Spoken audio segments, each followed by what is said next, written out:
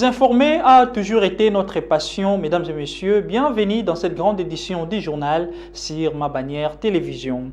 Le ministre provincial en charge du tourisme, accompagné de son collègue des transports, ont conduit une délégation d'investisseurs au site Vampa à Kimpese, dans le territoire de Songololo. Marie-France Ebengo nous en dit plus. Le ministre provincial en charge du tourisme, Edouard Sambansitou, qu'accompagne le ministre Riki Ndamba Musunda du transport et énergie, ont conduit le mardi 2 février à Vampa, dans les territoires des Songololo, une délégation des investisseurs de plus de 143 Congo entreprises qui cherchent à évoluer dans le secteur du tourisme. Ils sont venus pour d'abord nous rendre compte de ce qu'il y a exactement dans ces sites touristiques, mais aussi pour rencontrer nos partenaires. Nos partenaires de 243 Congo entreprises. Ils ont leur siège à Kinshasa. Nous avons pris contact et ils ont aussi voulu arriver sur place dans les sites touristiques parce que l'objectif c'est de vouloir réhabiliter ou revaloriser les sites touristiques qu'il y a dans le Congo central. Hervé Tibengambo, directeur général adjoint de plus de 143 Congo entreprises, a expliqué les raisons du choix du site Vampa. Le Congo central regorge de sites merveilleux, naturellement placés par Dieu.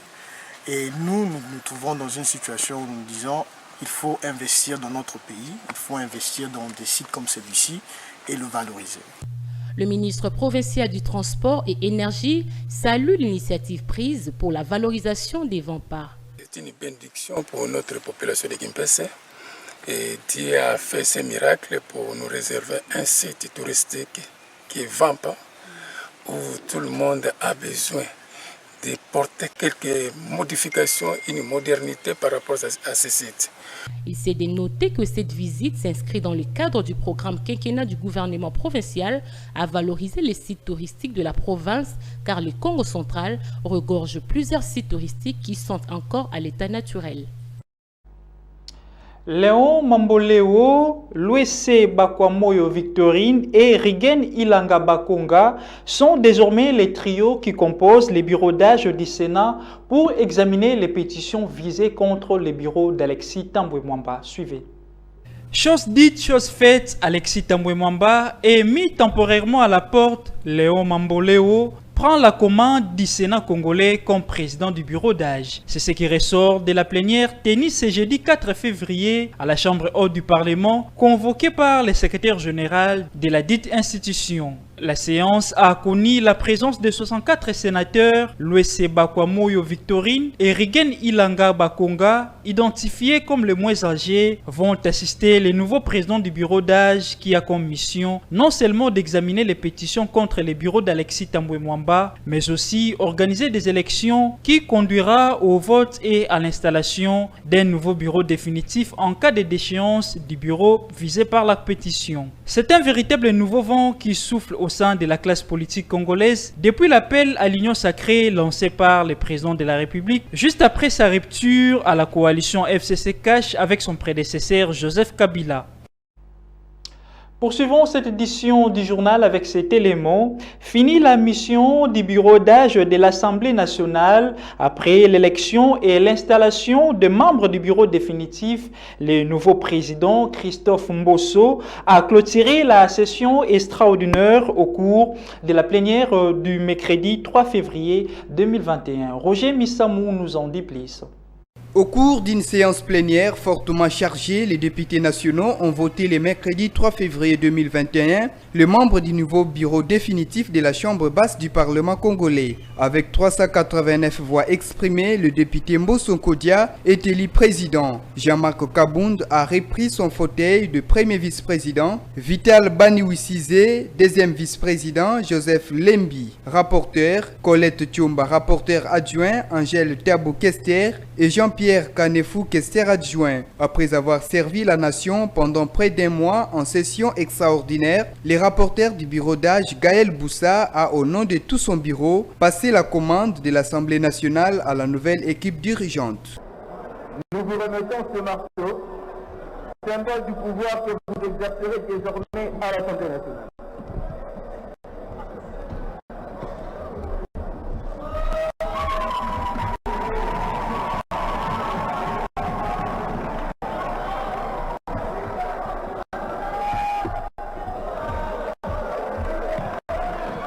Après leur installation officielle en tant que membre du bureau définitif, le nouveau président Christophe Mbossonkodia a, dans son discours de clôture de la session extraordinaire, félicité ses collègues députés pour la maturité politique qu'ils ont fait preuve au cours de cette session extraordinaire et a promis de porter main forte au président de la République Félix-Antoine Tshisekedi Tshilombo dans la nouvelle vision de l'union sacrée de la nation. Au terme de notre session extraordinaire, avant tout propos, permettez-moi de remercier Monsieur le Président de la République, chef de l'État, Son Excellence Félix-Antoine Tshisekedi Tshilombo, pour sa vision de l'union sacrée de la nation et pour la confiance qu'il a daigné placer à notre modeste personne. Pour rappel, ce bureau d'âge a accompli plusieurs missions, notamment l'examen de la pétition contre le bureau Mabunda, la ratification de la RDC à la zone de libre-échange continentale africaine, l'examen de la motion de censure contre le gouvernement Ilunkamba, ainsi que l'élection et l'installation du nouveau bureau définitif. Quittons la politique pour parler de la santé cette fois-ci. Sur le plan sanitaire, l'humanité célèbre la journée mondiale de lutte contre les cancers. Question de sensibiliser la population, de se faire diagnostiquer avant que les pires puissent y arriver. Marie-France Ebengo a signé ses commentaires. Cette maladie touche des milliers de personnes et cause des mortalités chez les hommes ainsi que les femmes. Ce 21e anniversaire de la Journée mondiale contre les cancers a pour thème « Je suis et je vais ». Elle est ainsi focalisée sur le grand public de réduire le nombre de décès prématurés liés au cancer. Le cancer, connu sous le nom de tumeur, il est défini comme un développement anormal de cellules qui se multiplient aussi de façon excessive avec une tendance à se grouper pour former une masse qu'on appelle tumeur. Alors ces cellules déréglées finissent parfois par former ce que nous appelons communément tumeur et ils ont tendance à envahir les tissus voisins. Quelles sont les causes de cette maladie? Le médecin directeur du centre hospitalier Christ Mabanière, Dr Masunda Patrick, répond. Il n'y a pas vraiment une cause déterminante pour dire que c'est telle pathologie, tel germe, telle bactérie qui provoque le cancer. Il est lié à des facteurs de risque qui sont regroupés en deux groupes. Nous avons le groupe endogène et le groupe exogène. Et parmi ces cancers, nous pouvons citer le cancer des seins. Et parmi le groupe exogène, les facteurs de risque, nous avons notamment le tabac, qui est la plus grande des facteurs de risque, notamment 80%. Et nous avons aussi l'alcool, le surpoids, l'alimentation au travers des mycotoxines. Nous avons aussi le traitement hormonal chez les jeunes dames, surtout en l'âge de ménopause. Éviter l'obésité, éviter de prendre du tabac, éviter de prendre assez de l'alcool et aussi éviter les aliments contenant souvent les mycotoxiques. Souvent on cite les arachides pourris. Le 4 février de chaque année est l'occasion de sensibiliser le public à prendre conscience de l'utilité d'un dépistage précoce permettant d'arriver à une guérison. Ça prend du temps pour que ça puisse s'exprimer.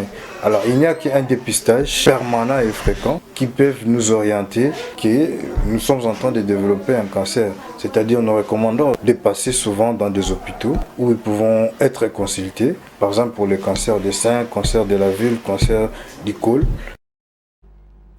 Quittons les sols congolais pour se rendre au niveau de l'étranger. Quelques jours après la publication des résultats de la présidentielle en Ouganda, les revendications fusent de partout pour contester la réélection de Yoweri Museveni, le cas de l'opposant Bobi Wine qui exige l'annulation du scrutin. Un élément signé par nos confrères de France 24. L'opposant ougandais Bobi Wine réclame l'annulation de la présidentielle du 14 janvier 2021. Il a saisi la Cour suprême de l'Ouganda le 1er février 2021, dénonçant des fraudes massives lors de ce scrutin. Bobi Wine, qui estime que la victoire à la présidentielle lui a été volée, souhaite également qu'une inéligibilité soit prononcée contre le président Yoweri Museveni en vue d'élections futures. Les recours introduits par les candidats malheureux aux élections présidentielles ougandaises a très peu de chances d'aboutir. Après plusieurs années d'exercice d'un pouvoir autocratique, le président Museveni a bien verrouillé les systèmes, de telle sorte que tout concourt à son maintien et à sa pérennisation au pouvoir. Le recours de Bobi Wine intervient alors que le président Museveni a clamé que la récente présidentielle était l'élection la plus transparente de l'histoire du pays. Pourtant, son principal rival affirme détenir des preuves suffisantes de bourrage d'urnes, de tactiques d'intimidation auprès des électeurs et de manipulation des résultats dans certains bureaux de vote. On ne peut pas parler des élections transparentes lorsqu'on a tout mis en œuvre pour mettre les bâtons dans les roues de l'opposition. Et si on lit la plainte de Bobi Wine, on se rend compte qu'il ne dépose pas seulement plainte pour bourrage d'urne, mais il les dépose également pour violence et tout ce qui a accompagné le climat général de ces élections. Bobi Wine a attendu le dernier jour du délai de 14 jours réglementaire pour déposer son recours. Désormais, la Cour suprême ougandaise dispose de 45 jours pour statuer. Rappelons que tous les contentieux électoraux impulsés par l'opposition ont systématiquement été rejetés par la justice au cours des 4 précédents mandats du président Museveni. Voilà, corrigeons ensemble, c'était plutôt un élément de nos confrères de Africa 24 que de France 24. Et enfin, bouclons cette édition du journal avec cet élément sportif. 3 jours nous séparent du verdict final du CHAN Cameroun 2020. Le Mali et le Maroc seront face à face en finale pour chacun sa nouvelle page d'histoire dans la compétition. Rivon Siala a signé ses papiers. Le stade Amadou Ahidjo de Yaoundé va vibrer ce dimanche 7 janvier 2021 au rythme de la finale du championnat d'Afrique des Nations Cameroun 2020, la 6e de la série depuis 2009. Ce grand rendez-vous opposera le Mali, finaliste de la 4e édition, au Maroc, vainqueur de la 5e édition. Les Aigles ont écarté en demi-finale le Sili national de la Guinée-Conakry au tir au but 5-4 après le nul de 0-0 au terme du temps additionnel comme face à la République du Congo en quart de finale. L'équipe la plus solide du CHAN défensivement avec un seul but encaissé en 5 rencontres tentera de soulever son premier trophée de la compétition après la déconfiture dans la finale perdue en 2016 3-0 face à la République démocratique du Congo. Sur les chemins qui mènent vers la gloire se dressent les Lions de l'Atlas du royaume chérifien, équipe tenante du titre. La sélection marocaine a prime à la meilleure attaque du CHAN avec 2,6 buts marqués par match depuis la phase de poule. Autrement dit, une finale entre la meilleure défense et la meilleure attaque de la compétition. Le Maroc sera le premier pays à jouer 2 finales de suite et l'équipe qui a inscrit les plus de buts dans l'histoire du championnat d'Afrique des Nations avec 40 buts en 18 rencontres livrées en 4 éditions, soit une moyenne de 2,2 buts marqués par match. Un jour avant, la petite finale mettra aux prises les 2 perdants des demi-finales, en l'occurrence la Guinée au Cameroun, pays organisateur de l'édition numéro 6 du CHAN. Voilà, c'est sur cette note sportive que nous mettons un point final à cette grande édition du journal. Mesdames et messieurs, nous vous remercions pour votre attention soutenue et restez branchés sur les antennes des Mabanières Télévision pour être toujours informés. Au revoir.